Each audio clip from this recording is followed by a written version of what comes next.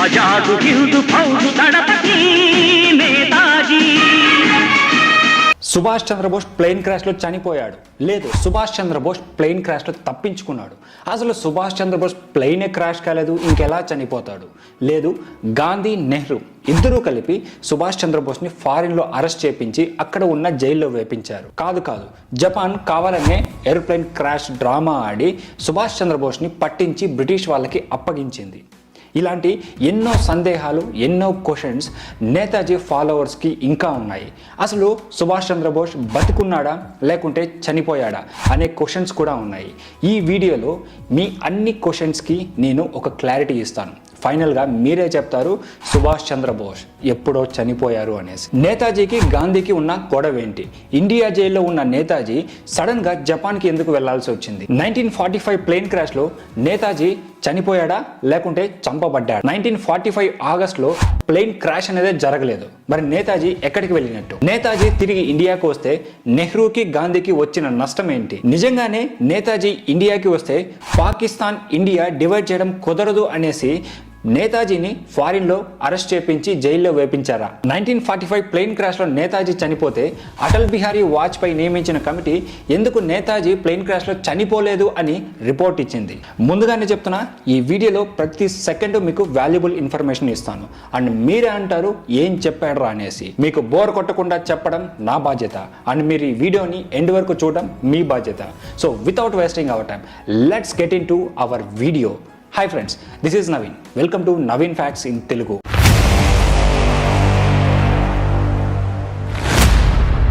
British వాళ్ళు నేతాజీని torture చేసి చంపారు అనేసి రిటైర్డ్ మేజర్ జనరల్ జీడి బక్షి తన బుక్లో రాశాడు. అసలు ఆ బుక్లో ఏముంది? నేతాజీ ప్లేన్ క్రాష్లో చనిపోలేదు.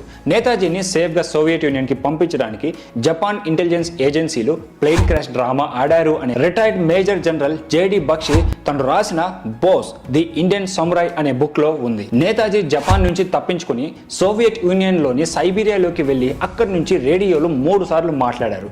ఈ విషయం తెలుసుకున్న బ్రిటిష్ అధికారులు సోవియట్ యూనియన్ని నేతాజీని ఇంట్రాగేషన్కి అప్పగించమని చెప్పి డిమాండ్ చేశారు. బ్రిటిష్ వాళ్ళు నేతాజీని ఇంట్రాగేషన్ పేరుతో తమ దేశానికి తీసుకువెళ్లి అక్కడ జైల్లో టార్చర్ చేసి చంపేశారు అని జేడి బక్షి తన బుక్లో రాశాడు. అంతేకాకుండా ఇండియాకి ఫ్రీడమ్ వచ్చిందంటే అది క్విట్ ఇండియా మూవ్మెంట్ వల్ల కాదు, అంటే ఇండియన్ నేషనల్ ఆర్మీ వల్ల వచ్చిందని గట్టిగా నమ్ముతాడు. ఒక ఆర్టికల్లో సుభాష్ చంద్రబోస్ ప్లేన్ క్రాష్లో చనిపోయాడు అని చెప్పిన కొన్ని రోజుల తర్వాత సుభాష్ చంద్రబోస్ ని సైగూన్లో చూశాను అనేసి అమెరికన్ జర్నలిస్ట్ ఆల్ఫ్రెడ్ వాగ్ చెప్పాడు. ఒకవేళ అందరూ అనుకున్నట్టే సుభాష్ చంద్రబోస్ ఆ ప్లేన్ క్రాష్లో తప్పించుకున్నాడు అనుకుందాం. 1947లో ఇండియాకి ఫ్రీడమ్ వచ్చిన తర్వాత మరి ఇండియాకి ఎందుకు రాలేదు? దీనికి చాలానే రీజన్స్ ఉన్నాయి. ఇప్పుడు 1 by 1 చూద్దాం. సుభాష్ చంద్రబోస్ ఇండియాకి వస్తే నెహ్రూకి గాంధీకి వచ్చిన నష్టం ఏంటి? 1940లో all India Muslim League party లాహోర్లో జరిగిన ఒక సభలో ఇండియాకి స్వాతంత్రం వచ్చిన తర్వాత హిందూస్కి సపరేట్ కంట్రీ, ముస్లిమ్స్కి సపరేట్ కంట్రీ ఇస్తూ ఇండియాని డివైడ్ చేయాలి అని తీర్మానం చేశారు. దీన్నే లాహోర్ డిక్లరేషన్ అని కూడా అంటారు. ఇక అప్పటి నుంచి పాకిస్తాన్ ఉద్యమాన్ని జిన్నా అని మరికొంతమంది నాయకులు నడిపిస్తూ వచ్చారు. బ్రిటిష్ వాళ్ళు అఖండ భారత్ ని విడగొట్టి పాకిస్తాన్ అండ్ ఇండియాగా డివైడ్ చేయాలి అని ఆలోచిస్తున్నారని సుభాష్ చంద్రబోస్ ముందుగానే పసిగట్టాడు. అఖండ భారత్ విడిపోతే ఇండియాకి చాలా నష్టం ఉంటుంది, అలాగే ఇండియాని విడగొట్టి దెబ్బ కొట్టాలన్నదే బ్రిటిష్ వాళ్ళ ప్లాన్ అనేసి సందర్భం దొరికిన ప్రతిసారి నేతాజీ ఇండియన్స్ కి వార్నింగ్స్ ఇస్తూ వచ్చాడు. మరి దీని గురించి నెహ్రూ గాంధీకి తెలియదా అంటే భారతదేశంలో ఉన్న ప్రతి ఒక్కరికి తెలుసు అఖండ భారత్ ని విడగొట్టి ఇండియా అండ్ పాకిస్తాన్ గా డివైడ్ చేస్తారు అనేసి. గాంధీ సైలెంట్ గా ఉండడానికి కారణం 1942లో క్విట్ ఇండియా మూవ్మెంట్ స్టార్ట్ చేశారు. ఈ మూవ్మెంట్ స్టార్ట్ చేసిన నెక్స్ట్ డేనే గాంధీని, నెహ్రూని అండ్ కొంతమంది పెద్ద పెద్ద నాయకుల్ని బ్రిటిష్ వాళ్ళు తీసుకెళ్లి జైల్లో వేశారు. అండ్ నాయకులు లేకపోవడం వల్ల క్విట్ ఇండియా మూవ్మెంట్ ఉద్యమం శాంతియుతంగా చేయాల్సింది పోయి వైలెంట్ గా మారింది. దీన్ని అణిచివేయడానికి బ్రిటిష్ వాళ్ళు మన ఇండియన్స్ పైన కొన్ని లక్షల బుల్లెట్లని ఫైర్ చేశారు.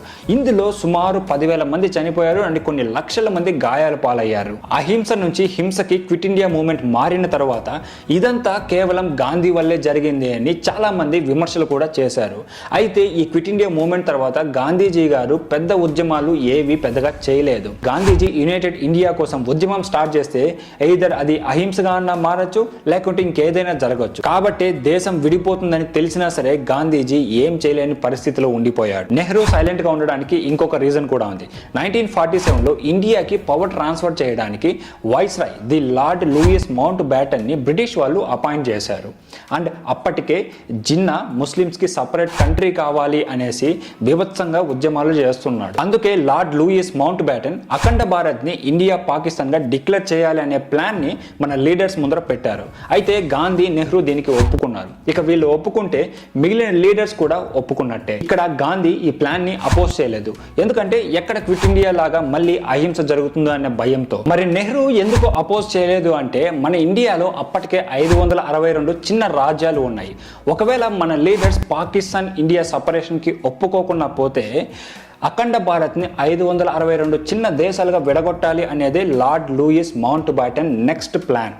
ఈ ప్లాన్ కేవలం లార్డ్ లూయిస్ మౌంట్ బ్యాటన్ భార్య అయిన ఎడ్విన్ మౌంట్ బ్యాటన్ కి మాత్రమే తెలుసు. Nehru and Lord Louis Mountbatten wife close relation వల్ల నెహ్రూకి ఈ ప్లాన్ ముందుగానే తెలిసిపోయింది. అందుకే పాకిస్తాన్, ఇండియా డివిజన్ కి నెహ్రూ కూడా అడ్డు చెప్పలేదు. ఇక జిన్నా అయితే అసలు చెప్పడు. ఎందుకంటే జిన్నాకి పాకిస్తాన్ సపరేట్ కంట్రీ కావాలని ముందు నుంచే డిమాండ్ చేస్తున్నాడు. మొహమ్మద్ అలీ జిన్నా ఇండియాలో ఎవరికన్నా భయపడతాడు అంటే అది ఒక్క బోస్ కి మాత్రమే. మిగిలిన ఏ నాయకుడికి జిన్నా భయపడ్డు. అంటే జిన్నా బోస్ ని మాత్రమే నిజమైన నాయకుడిగా యాక్సెప్ట్ చేస్తాడు. ఇది నేను చెప్పిన మాట కాదు, సాక్షాత్తు అజిత్ దోవల్ గారు చెప్పిన మాట. గాంధీ, నెహ్రూకి ముందుగానే తెలుసు అఖండ భారత్ ఇండియా పాకిస్తాన్ గా విడిపోతుంది అంటే బోస్ రియాక్షన్ ఏ విధంగా ఉంటుందో, ఎంత డేంజర్ గా ఉంటుందో. అంతెందుకు ఆ టైంలో మన ఇండియాలో ఉన్న పెద్ద పెద్ద లీడర్స్ కూడా బోస్ అంటే భయపడేవాళ్ళు. సుభాష్ చంద్రబోస్ గారికి గాంధీజీకి ఉన్న గొడవ ఏంటి? ఇండియన్ నేషనల్ కాంగ్రెస్ కి నేతాజీ 2 సార్లు ఎన్నికయ్యాడు. బట్ గాంధీజీ వల్ల నేషనల్ కాంగ్రెస్ నుండి బయటకు రావాల్సి వచ్చింది. ఫస్ట్ది 1925లో కలకత్తాలో నేతాజీ ఉద్యమం చేస్తుంటే బ్రిటిష్ వాళ్ళు అరెస్ట్ చేసి జైల్లో వేసి 1927లో రిలీజ్ చేశారు. జైలు నుంచి బయటకు రాగానే ఇండియన్ నేషనల్ కాంగ్రెస్ కి జనరల్ సెక్రటరీగా అపాయింట్ చేశారు. నెహ్రూతో కలిసి వర్క్ చేయడం స్టార్ట్ చేశారు.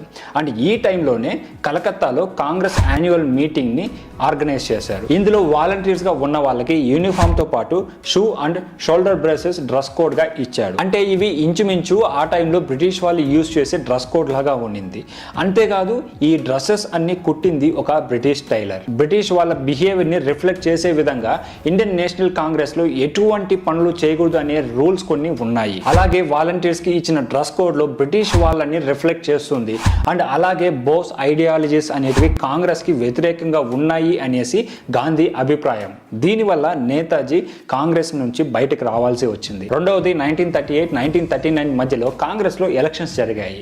ఇక్కడ గాంధీ నిలబెట్టిన పట్టాభి సీతారాం పైన నేతాజీ గెలిచాడు. పట్టాభి సీతారామయ్య ఓడిపోయిన తర్వాత ఇది పట్టాభి సీతారామయ్య ఓటమి కాదు, ఇది గాంధీజీ ఓటమి అని ఓపెన్ గా అనౌన్స్ చేశాడు. ఈ విధంగా గాంధీజీ ఓపెన్ స్టేట్మెంట్ ఇచ్చిన తర్వాత అంతవరకు నేతాజీకి సపోర్ట్ గా ఉన్న నెహ్రూ కూడా సైలెంట్ అయిపోయాడు.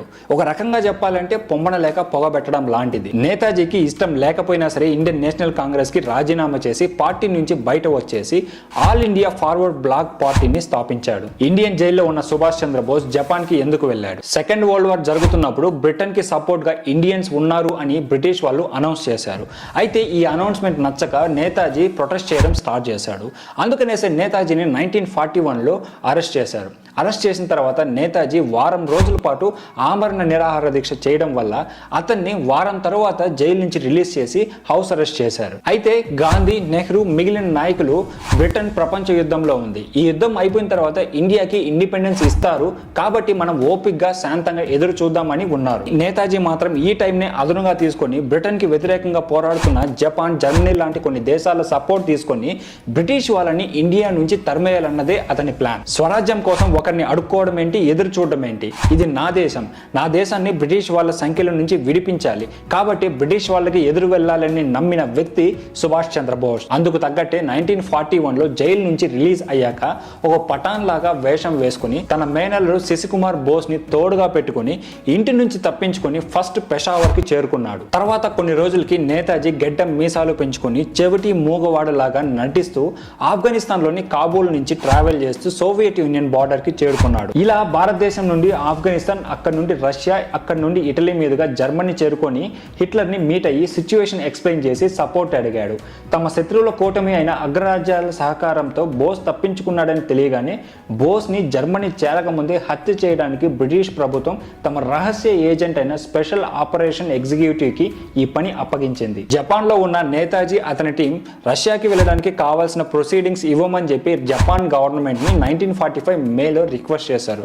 బట్ అందుకు కుదరదు అనేసి 1945 జూన్లో జపాన్ గవర్నమెంట్ రిప్లై ఇచ్చింది. జపాన్ ఒప్పుకోదు అని ముందుగానే గెస్ చేసిన నేతాజీ మే 17 కౌన్సిల్ క్యాబినెట్తో మీటింగ్ పెట్టి ఇండియన్ నేషనల్ ఆర్మీ అలాగే ఇండియన్ ఇండిపెండెన్స్ లీగ్లో ఉన్న ఆర్మీ ఎవ్వరికీ తెలియకుండా ఇండియా వైపు కదలాలి అని డైరెక్షన్స్ ఇచ్చాడు. ఇక మనం మన సొంత నేల అయిన ఇండియాకి వెళ్ళి అక్కడ బ్రిటిష్ వాళ్ళతో అండర్ గ్రౌండ్ లో ఉండి పోరాడాలి అని నేతాజీ ఈ మీటింగ్ లో డైరెక్షన్స్ ఇచ్చాడు. ఇక్కడ ఉన్న సమస్య, ఎవరన్నా వచ్చి నేతాజీని అస్సాం లేదా బెంగాల్లో డ్రాప్ చేస్తే బాగుంటుంది. అది కుదరకపోయినా చైనా దగ్గరలో ఉన్న బర్మస్ బార్డర్ లో వదిలేసిన మెల్లగా ఇండియాలోకి వెళ్ళిపోవచ్చు అనుకున్నాడు. వరల్డ్ వార్ 2లో జపాన్ లొంగిపోతుంది అని తెలియగానే ఆగస్టు 13న నేతాజీ హడావుడిగా సింగపూర్ కి వచ్చి వెంటనే తన ఆర్మీ అండ్ సివిల్ చీఫ్స్ తో ఆగస్టు 13వ తేదీ నుంచి ఆగస్టు 10వ తేదీ ఉదయం వరకు ఎమర్జెన్సీ మీటింగ్ కండక్ట్ చేసి అందులో తన సైన్యాన్ని ప్రత్యేక సంస్థగా లొంగిపోవాలని ఆర్డర్స్ పాస్ చేశాడు. ఇంతవరకు ఫ్రెండ్స్ లాగా ఉన్న దేశాలు నేతాజీ పట్ల వాళ్ళ బిహేవియర్ లో చాలా చేంజ్ వచ్చింది. అందుకనే సింగపూర్ ని విడిచిపెట్టి వేరే సేఫ్ ప్లేస్ కి వెళ్ళమని నేతాజీకి తనతో ఉన్న వాళ్ళు చెప్పారు. నేతాజీ వేరే దేశానికి వెళ్ళడానికి ఒప్పుకోలేదు.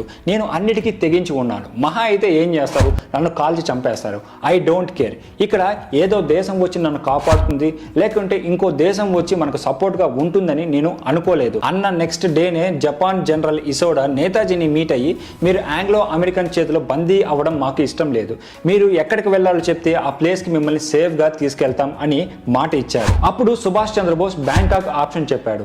ఆగస్ట్ 16th మార్నింగ్ బ్యాంకాక్ కి రాగానే ఐఐఎల్ అంటే Indian independence league head quarters కి వెళ్ళక ముందే జనరల్ ఇసోడా ఇంట్లో జపనీస్ ఆఫీసర్ తో మీట్ అయ్యాడు. జనరల్ ఇసోడా నేతాజీకి 4 దారులు చూపించాడు. ఫస్ట్ వన్, నేతాజీ టోక్యోకి వెళ్ళి అక్కడ షెల్టర్ పొందడం.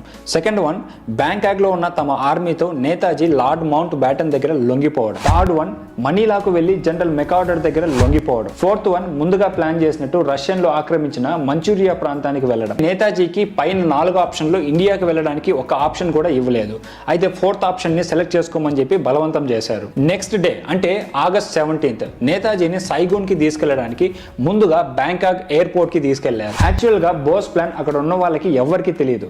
బట్ నేతాజీతో ఉన్న దేబ్నాథ్ దాస్ నేతాజీ ఇండియాకి వెళ్ళి అక్కడ పోరాటం చేయాలి అని డిసైడ్ అయ్యారు అన్న ప్లాన్ బయట పెట్టాడు.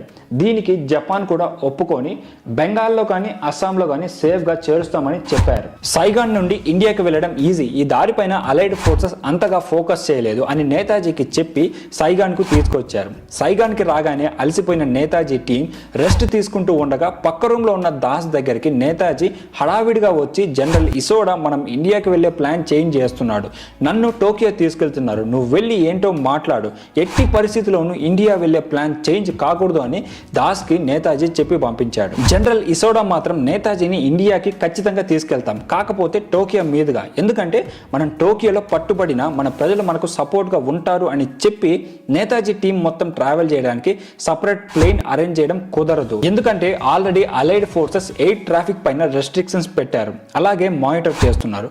ఒక్క నేతాజీకి మాత్రమే టోక్యో వెళ్ళడానికి ప్యాసింజర్స్ తో రెడీగా ఉన్న ప్లేన్ లో ఒక్క సీట్ ఇచ్చారు. కొద్దిసేపటి తర్వాత ఇంకో సీట్ కూడా ఇచ్చారు. నేతాజీ ఏం చేయలేని పొజిషన్, ఎందుకంటే సింగపూర్ బ్యాంకాక్ లో తమ ఆర్మీ బేస్ ఉంది. బట్ ఇక్కడ ఎటువంటి సపోర్ట్ లేదు. టోక్యో వెళ్లే ప్లేన్ లో విఐపీస్ ఎవరు లేకుండా ఉంటే వాళ్ళని ఇంకో ఫ్లైట్ లో రమ్మని చెప్పండి, మనం అందరం కలిసి వెళ్దాం అని నేతాజీ జనరల్ ఇసోడాని రిక్వెస్ట్ చేశారు. దానికి ఇసోడా అదంతా నాకు తెలియదని, ఇవి నాకు పైనుంచి వచ్చిన ఆర్డర్స్ అని చెప్పాడు. అప్పటికే సింగపూర్ నుంచి వచ్చిన world heavy bomber Mitsubishi KI-21 take off కి రెడీగా ఉంది. అందులో నేతాజీ అలాగే రెహమాన్ కూర్చున్నాడు. ఇసోడా బిహేవియర్ కి రెహమాన్ షాక్ అయ్యాడు. ఇంతవరకు నేతాజీకి తోడుగా ఉండి ఇప్పుడు ఎందుకు నేతాజీని నన్ను మాత్రమే టోక్యో పంపిస్తున్నారు, ఇసోడా ఎందుకు నేతాజీతో రావడం లేదు అని ఆలోచిస్తున్నాడు. ప్లేన్ లో కూర్చున్నాక నేతాజీ మనం టోక్యో వెళ్ళడం లేదు, ఆల్రెడీ యుద్ధంలో లొంగిపోయిన దేశానికి వెళ్తే మన ప్రాణాలకి ప్రమాదం, అందుకే డైరిన్ ఎయిర్పోర్ట్ లో దిగేసి మనం మంచూరియాకి వెళ్దాం అని ప్లాన్ మార్చేశాడు నేతాజీ. ఫ్లైట్ టేక్ ఆఫ్ అయ్యి 20 నుంచి 30 మీటర్ల పైకి వెళ్ళగానే ఏదో బుల్లెట్ వచ్చి ఎయిర్ప్లేన్ ఇంజిన్ ని హిట్ చేసినట్టు రెహమాన్ విన్నాడు. వెంటనే ఫ్లైట్ కింద పడి 2 ముక్కలైంది. చనిపోయింది. వెనక భాగంలో ఉన్న వాళ్ళు చిన్న దెబ్బలతో తప్పించుకున్నారు. వెంటనే ఫ్లైట్ లో మంటలు స్టార్ట్ అయ్యాయి. కొంతమంది లోపలే చనిపోయారు. బట్ బోస్ అండ్ అతని అసిస్టెంట్ హబీబుర్ రెహమాన్ కి మాత్రం చిన్న చిన్న గాయాలు అయ్యాయి. కానీ బోస్ మాత్రం గ్యాసోలిన్ ఆయిల్లో పూర్తిగా తడిచిపోయాడు. ఇద్దరు లేచి వెనక డోర్ నుంచి వెళ్దామని చూశారు. బట్ ఆ డోర్ కి లగేజ్ అడ్డం ఉండడం వల్ల తప్పక మంటల్లో నుండి ప్లేన్ లో నుంచి బయటకు వచ్చారు.